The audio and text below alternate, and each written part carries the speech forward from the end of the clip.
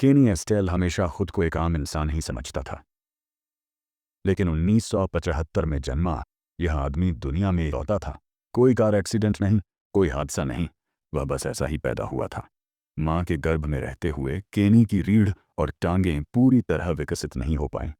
उसे जन्म से ही एक बेहद दुर्लभ हड्डियों की बीमारी थी, जिसकी वजह से उसे जन्मजात स्पॉन्डिलोसिस हो गया। जब केनी सिर्फ 6 महीने का था, डॉक्टरों को एक बेहद कठोर फैसला लेना पड़ा। उन्होंने उसकी खराब हो चुकी रीढ़ के हिस्से को काट दिया और उसकी टांगों की हड्डियों का इस्तेमाल करके रीढ़ का एक हिस्सा दोबारा बनाया। उस दिन के बाद केनी की जिंदगी हमेशा के लिए बदल गई। वह एक आधे शरीर वाला इंसान बन गया। साल बीतते गए, लेकिन केनी ने कभी किस्मत के आगे घुटने नहीं टेके। वह हमेशा जिंदगी को सकारात्मक और पूरे हौसले के साथ जीता रहा। जो काम आम लोग करते हैं, केनी उन्हें भी कर सकता था, और कई बार उनसे बेहतर।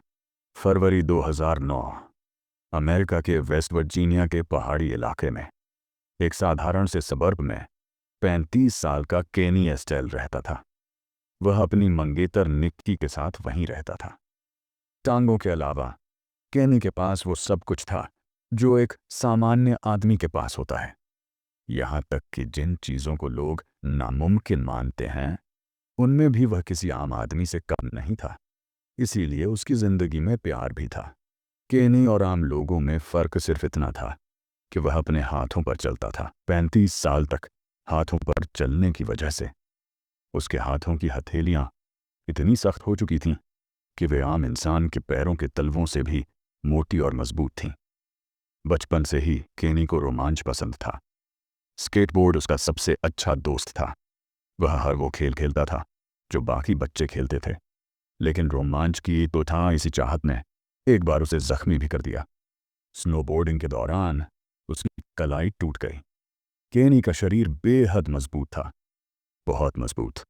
वह जहां भी जाता, लोग रुककर उसे घूरते। आज उसे इससे फर्क नहीं पड़ता। वह जानता था अज्ञान लोग उसे अजीब समझते हैं, लेकिन केनी खुद को बस एक साधारण इंसान मानता था। उसका ऊपरी शरीर बेहद ताकतवर था, जिससे वह आसानी से झूल सकता था, चढ़ सकता था, लेकिन उसे हमेशा सावधान रहना पड़ता था। वह अधूरा पैदा हुआ था। अगर वह जोर से गिर जाए तो उसकी मौत भी हो सकती थी। उसके माता पिता जेसी और सलोमो पेंसिल्वेनिया के सबर्ब में रहते थे, केनी के घर से करीब 500 किलोमीटर दूर। दूरी चाहे जितनी हो, केनी और उसके माता पिता का रिश्ता बेहद गहरा था। उसके पिता ने उसे चलने के कई तरीके सिखाए, हमेशा सिर ऊंचा रखने को कहा, और कभी अपनी हालत पर शर्मिंदा न होने की सीख दी। लंबे समय तक बैठना केनी के लिए बेहद तकलीफदेह था, फिर भी वह अपने माता पिता से मिलने के लिए बेचैन था। 6 घंटे की यात्रा के बाद केनी और निक्की पेंसिल्वेनिया पहुंचे। घर पहुंचते ही केनी थक कर टूट चुका था। उसकी मां उसके शरीर को लेकर बेहद चिंतित हो गई। बचपन में केनी के पास एक स्केटबोर्ड था। एक दिन जब वह बाहर खेल रहा था, एक पत्रकार की नज़र उस पर पड़ी। उसने आधे शरीर वाले लड़के पर एक लेख लिखा, और वहीं से केनी की कहानी दुनिया भर में फैल गई। 1987 में सिर्फ 12 साल की उम्र में केनी एक फिल्म स्टार बन गया। एक फिल्म बनी जिसमें उसने खुद का किरदार निभाया, जो उसके बचपन की सच्ची कहानी पर आधारित थी। डॉक्टरों ने जब उसे कृत्रिम टांगें पहनने को कहा तो केनी ने मना कर दिया। वे बहुत भारी थीं, वह उन्हें इस्तेमाल नहीं कर पा रहा था। व्हील चेयर में कैद होना उसे मंजूर नहीं था। फिल्म में दिखाया गया कि केनी एक सामान्य स्कूल जाता है, लेकिन असल जिंदगी में उसे दिव्यांग बच्चों के स्कूल में भेजा गया। आज केनी फिर अपने बचपन की जगह लौटा है, अपना घर। फिल्म के बाद केनी और उसके पिता ने दुनिया भर की यात्राएं की। वे प्रीमियर में गए, टॉक शो में आए, यहां तक कि 1988 के सियोल ओलंपिक में केनी को मशाल थामने का सम्मान मिला। 17 साल की उम्र में उसने हमेशा के लिए स्कूल छोड़ दिया। डॉक्टरों ने कहा था वह बालिग होने से पहले मर जाएगा, लेकिन वे गलत साबित हुए। बालिग होते ही केनी ने शादी कर ली। दुर्भाग्य से वह शादी टिक नहीं पाई। 2 साल बाद तलाक हो गया। केनी खुद मानता है वह एक बहुत बुरी शादी थी। उसे इतनी कम उम्र में शादी नहीं करनी चाहिए थी। 21 साल की उम्र में केनी को जेरी स्प्रिंगर शो में बुलाया गया। वह शो का नियमित चेहरा बन गया। इसी दौरान उसकी मुलाकात निक्की से हुई।